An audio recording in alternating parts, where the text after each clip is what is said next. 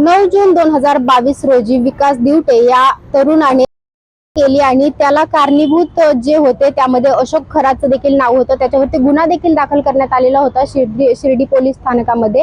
मात्र त्यावरती पुढे काही कारवाई झाली नाही। यामागे कोणी नेमके हा प्रकरण दाबण्याचा प्रयत्न केला या संदर्भात सर्व खुलासा करण्याकरता आता आपल्या सोबत सामाजिक कार्यकर्ते आहेत तृप्तीताई देसाई। ताई, काय सांगाल, नेमका काय खुलासा आहे या प्रकरणात? विकास रामदास दिवटे हा जो युवक होता, 37 वर्षीय युवक, हा साईबाबा संस्थांमध्ये जो आहे तो कर्मचारी म्हणून काम करत होता।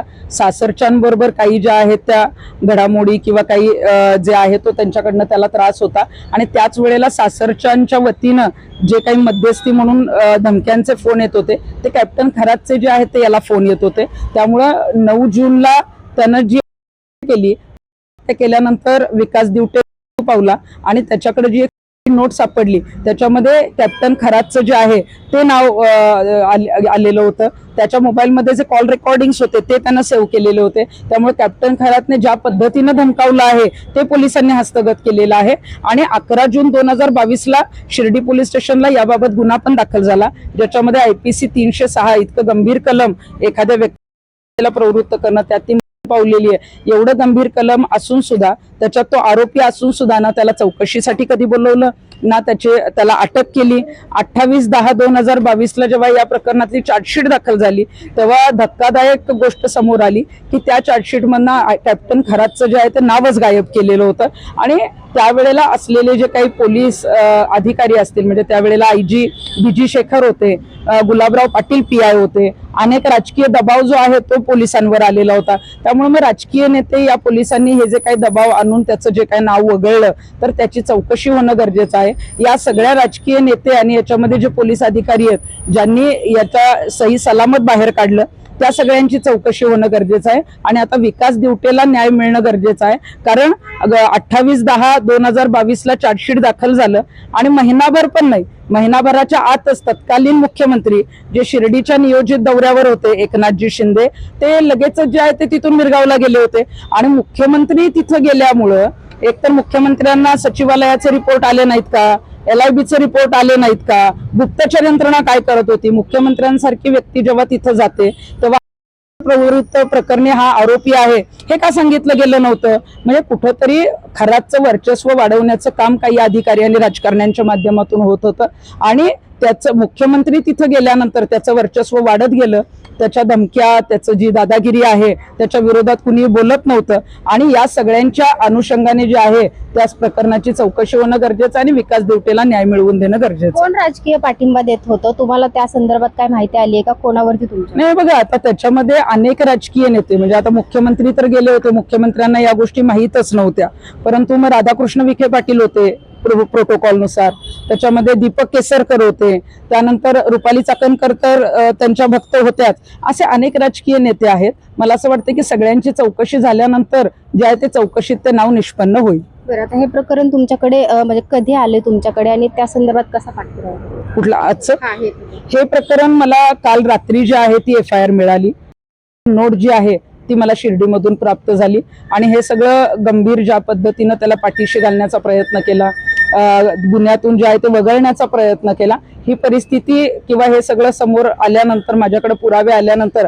आज सकाळी लगेचच मी पत्रकार परिषद घेऊन याबाबत आवाज उठवलेला आहे। नक्कीच तुम्ही असं हे प्रकरण जसं तुम्ही माध्यमांसमोर आज मांडलं तसंच ते प्रकरण जे अशोक खरात महिलांसोबत करायचा त्या देखील माहिती तुमच्याकडे आलेली होती, ती माहिती तुम्ही लगेच माध्यमांमध्ये का नाही पोहोचवली या संदर्भात देखील अनेकांकडून प्रश्न उपस्थित केले। अशोक खरातचं प्रकरण जे आहे तो पेनड्राईव्ह 5 मार्च 2026 माझ्याकडे आला आणि 6 मार्च 2026 सकाळी लगेचच जो आहे तो माझ्याकडे जे पेनड्राईव्ह घेऊन आले होते त्यांच्याकडून जो आहे तो SP नगर सोमनाथ घारगे यांना आम्ही पोचवला आणि तो 12 तारखेला ऑस्ट्रेलियाला पळून जाणार होता।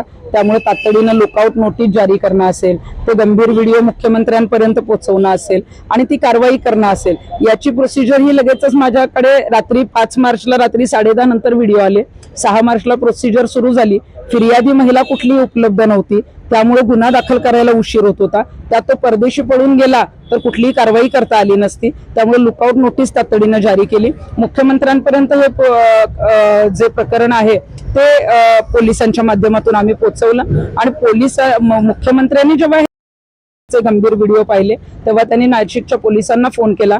फिर्यादी महिलेला जे आहे ते शोधण्याचं सांगितलं आणि फिर्यादी महिला 17 तारखेला उपलब्ध झाली. त्या दिवशी गुन्हा दाखल झाला आणि तुम्ही बघितलं असेल की 17 तारखेला मध्यरात्री म्हणजे 18 मार्चला जे आहे ते खरातला बेड्या पडलेल्या आहेत. त्यामुळे ही जी यंत्रणा खरातला बेड्यापर्यंत पडूपर्यंत जी काम करत होती त्याच्यामध्ये जे काय गुप्तपणे काम चालू होतं त्या टीमची एक मी सदस्य आहे आणि याचा मला अभिमान आहे. म्हणजे तुम्ही हे प्रकरण थोडक्यात तुमच्यामुळे हे बाहेर आले? हो निश्चितच. म्हणजे माझ्याकडे जेव्हा पेन ड्राईव्ह आले तेव्हा हे फक्त प्रकरण बाहेर आणणं नाही तर त्या पीडितांना न्याय मिळाला पाहिजे. यातली आरोपी व्यक्ती जी आहे ती परदेशात पळून गेली नाही पाहिजे यासाठी जे जे प्रयत्न केले त्याचं श्रेय मलाच जातं. पण रुपाली पाटील ज्यांना तुम्ही म्हणाला होता की त्या प्रसिद्धीसाठी सर्व काही करत आहेत, त्या असं म्हणतात की तुमच्या रुपाली चाकणकर यांच्यासोबत काही आर्थिक व्यवहार झालेले होते त्यामुळे तुम्ही ते प्रकरण दाबण्याचा प्रयत्न केला. कोण रुपाली पाटील? त्यांना कोण त्यांच्या पक्षात विचारत नाही. सोशल मीडियामध्ये फॉलोअर्स असणं आणि जनतेमध्ये काम करणं याला फार अंतर आहे. मी जनतेत काम करणारी कार्यकर्ती आहे. उचलली जीभ लावली टाळ्याला म्हणून कुणावरही आरोप करत सुटायचे असलं काम आमचं नाहीये. आम्ही जनतेत काम करत असतो. मुख्यमंत्री असतील, SP नगर असतील किंवा त्यांना सगळ्यांना माहितीये की हे पेनड्राईव्ह आल्यानंतर काय काय काम झालेलं आहे. त्यामुळे मला असं वाटतंय की मी हे प्रकरण तडीस लावलं, मार्गी लावलं म्हणून याचं श्रेय मला मिळतंय. हे कुठेतरी मिळू नये. आणि सध्या महिला आयोगाच्या अध्यक्षपदासाठी जनतेतून माझ्या नावाची मागणी आहे कारण पक्षविरहित महिला तिथं दिली पाहिजे. माझं नाव जर पुढे गेलं तर मग माझ्या चांगल्या नावाला कुठेतरी बदनाम करायचं यासाठी कोणी जर षडयंत्र करत असतील तर असल्या षडयंत्राला बळी मी कधी पडलेली नाही आणि मी माझं काम आतापर्यंत स्पष्टपणे जे आहे प्रामाणिकपणे सुरू ठेवलेलं आहे आणि ते त्या पद्धतीनं सुरू राहील. नक्कीच नीलम गोऱ्हेंवरती देखील तुम्ही आता पत्रकार परिषद घेऊन आरोप केलेले होते, त्या देखील खरातला भेटलेल्या होत्या असं तुम्ही आरोप केले. मात्र त्यांच्याकडून स्पष्टीकरण देण्यात आलेले की मी या खरातला कधीच भेटलेले नाही किंवा चुकून कधी भेटले असेल तर मला माहिती नाही. काय त्याबद्दल तुम्ही? नीलम गोऱ्हे या दादांत खोटं बोलतायत. तर मी फक्त आरोप केले होते म्हणण्यापेक्षा मी त्या आरोपावर ठाम आहे. नीलम गोऱ्हे या अशोक खरातला भेटलेल्या होत्या, त्याच्या ऑफिसमध्येच जाऊन भेटलेल्या होत्या. एक्सप्रेस इन नावाच्या हॉटेलमध्ये 2019च्या आधी खरात हा जो आहे तो नीलम गोऱ्हेंचा एक कार्यकर्ता आहे भैया बाहेती म्हणून, त्यांच्या बरोबर जे आहेत त्या हॉटेलमध्ये भेटलेल्या होत्या. त्यामुळे ह्या भेटी झालेल्याच आहेत. कदाचित आता त्यांचं पद संपत आलेलं आहे, परत आमदारकीची टर्म येणार आहे आणि मग त्याला कुठेतरी धक्का बसू नये किंवा त्याच्याशी जर नाव जोडलं गेलं तर परत आमदारकी मिळणार नाही या भीतीनं त्या खोट्या बोलल्या असतील. पण जेव्हा सत्य समोर येईल तेव्हा त्यांच्याबरोबर खैरातच्या ऑफिसमध्ये जे जे होते ते साक्षीदार जे आहेत ते मी पुराव्यानिशी मीडिया समोर, मुख्यमंत्र्यांसमोर आणि एकनाथ शिंदे साहेबांसमोर आणणार आहे. नक्कीच तुम्ही जे आरोप करत आहात असं त्या म्हणतात त्याच्या संदर्भातले पुरावे तुम्ही का नाही देत असं देखील विचार. हे बघा, माझ्याकडे जे साक्षीदार आहेत ते शिंदे गटात नीलमताईंबरोबर काम करणारे आहेत. त्या साक्षीदारांना मी विनंती केलेली होती की तुम्ही मीडिया समोर आता यावं, पण त्यांचं म्हणणं आहे की नीलम गोऱ्हे ज्या आहेत त्यांच्या वरिष्ठ लेवलला ओळखी आहेत आणि त्यामुळे त्यांच्या परिवारावर दबाव आणू शकतात, धमक्या देऊ शकतात, त्यांना माघार घ्यायला लावू शकतात. त्यामुळे आता ते प्रेसच्या समोर यायला तयार नाही. पण जेव्हा कधी SIT चौकशीत समजा एखादं पत्र आलं, एकनाथ शिंदे साहेबांनी या संदर्भात आम्हाला कधी बोलवलं, मुख्यमंत्र्यांनी बोलवलं तर तिथं मात्र साधा फोटो नाही तर हे जिवंत पुरावे घेऊनच मी तिथं जाणार आहे. नक्कीच. आता या प्रकरणामध्ये तुम्ही आज जी पत्रकार परिषद घेतली विकास दिवटे, या प्रकरणामध्ये आता पुढे कशा पद्धतीने न्याय मिळवून देणार? नाही, विकास दिवटे यांचं जे कुटुंब आहे ते गोरगरीब कुटुंब आहे. त्यांचा भाऊ राजेंद्र दिवटे यांनीही हा गुन्हा दाखल केलेला आहे, परंतु गरीब परिस्थिती असल्यामुळे त्यांच्याकडे कोणी लक्ष दिलं नाही. चार्जशीट मधनं नाव हटवलं. परंतु या विकास दिवटेला जो आहे तो न्याय मिळाला पाहिजे. या प्रकरणामध्ये परत एकदा खरातला आरोपी केलं पाहिजे. यासाठी जे आहे ते कायदेशीर ज्या पद्धतीनं मागणी करायची आहे किंवा जे काही आम्हाला करता येईल त्या पद्धतीची मागणी आम्ही करणार आहोत. फेर चौकशीची मागणी करणार आहोत आणि या प्रकरणात खरातला ताब्यात घेतलं पाहिजे यासाठी आम्ही प्रयत्न करणार आहोत. धन्यवाद ताई.